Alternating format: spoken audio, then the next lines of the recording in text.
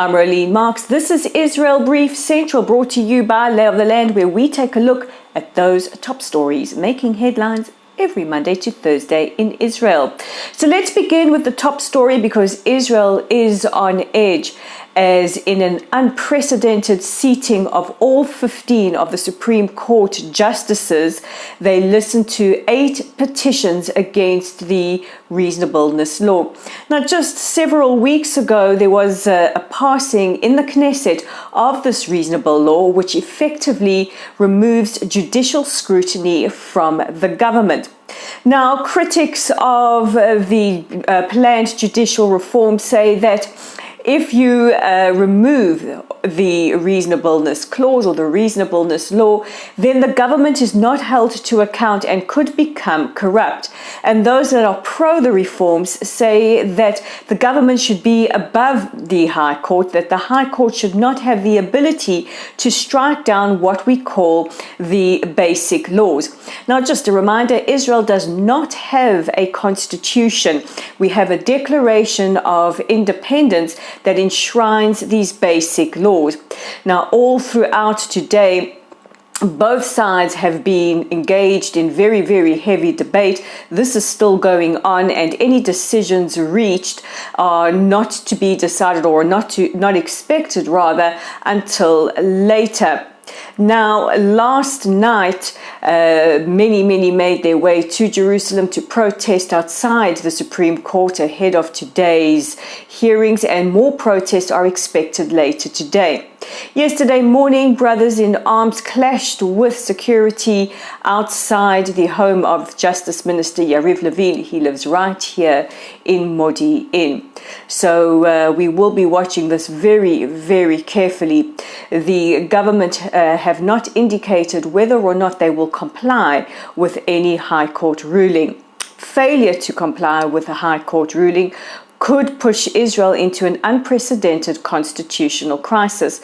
Now, you don't need a constitution to have a constitutional crisis. What it means is that you could have 2 branches of the government in direct opposition of each other, in this case the Knesset, the judicial, and the legislative. So the judicial would be the Supreme Court, and the legislative would be the Knesset. Also, if you have a clash between society and the government, that also is termed as a constitutional crisis. Meanwhile, Prime Minister Netanyahu yesterday announced or alleged that he will be putting forward his compromises to soften the proposed judicial overhaul. Now, opposition leader of the National Unity Party, Benny Gantz, said that he is open to compromise as long as it doesn't hurt democracy. Official opposition leader Yair Lapid of Yesh Atid said that he doesn't believe there will be a compromise, that the Prime Minister wants to push this through before he leaves for the United States next week, and wants to try and secure an invitation to the White House. And members of the coalition from the far right have said that they will not surrender to any compromise. Prime Minister Netanyahu is expected to depart for the US next week, where he will address the UN General Assembly along with other world leaders. He will not be meeting with President Biden at the White House, and this is quite a sticking point for the Prime Minister, who has served now for nearly a year and still has not received that all-important invitation. Now, last week we brought you the story of Palestinian Authority Chairman Mahmoud Abbas making some profoundly anti-Semitic comments at a meeting of his Fatah Revolutionary Guard in August. In his comments, Abbas said that Ashkenazi Jews were not Semites, but rather the descendant of Khazars, a common anti-Semitic trope trotted out by anti-Semites. We also can't forget that Abbas wrote his doctoral dissertation denying the Holocaust. And he also said that Hitler had no issue with Jews in terms of their religion, but rather because they were moneylenders and usurers. His comments have been roundly condemned from governments, from Yad Vashem, from Israeli leaders, from religious leaders, from civil society, and just ordinary people with common sense. Now, the mayor of Paris, Anne Hidalgo, withdrew Abbas's Medal of Honor, saying that he was complicit with Holocaust denial and anti-Semitism. And I will say this for France. France has been one of the most vocal countries condemning Abbas for his grossly anti-Semitic tirade. In alarming news, yesterday Defense Minister Yoav Gallant, addressing a counter-terror convention at the IDC in Herzliya, said that Iran is building a terror airport some 20 kilometers or 12 miles from the border between Israel and Lebanon. He said that intel had indicated that there were Iranian flags along a flight path and that this flight path is intended to strike against Israeli civilians. Now, just a short while ago, Lebanese media confirmed Gallant's comments that were made yesterday.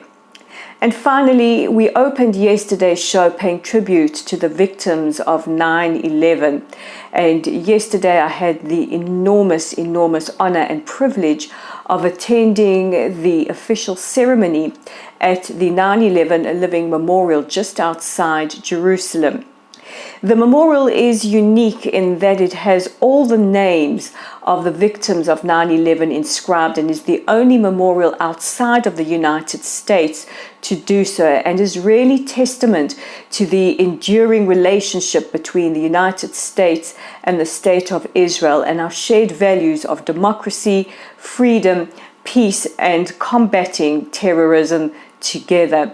The ceremony was profoundly moving in the presence of members of the diplomatic corps, the United States Embassy here in Israel, a pilot delegation and a crew delegation from United Airlines. We can't forget that United Airlines lost 2 aircraft and crews on 9/11.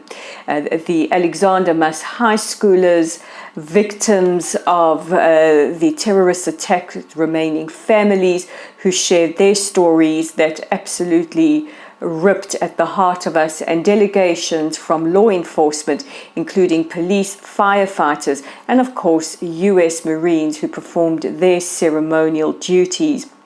It was extremely moving as time marches on, and now a whole generation has been born without knowing what happened on 9/11.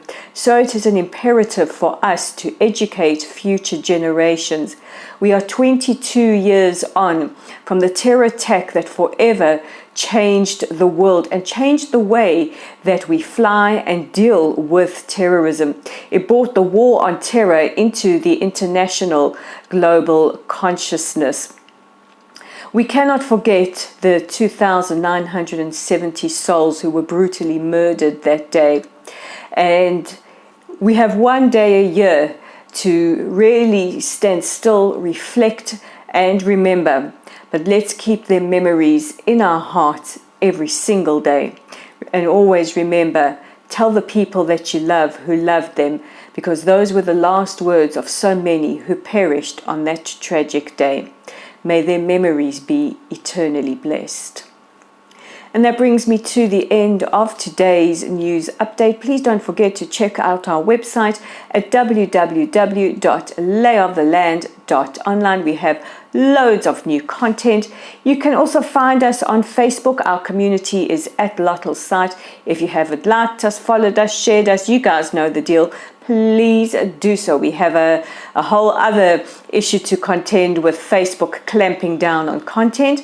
Our YouTube channel is at The Israel Brief. If you like us, click on that red subscribe button and hey, invite your friends too as well.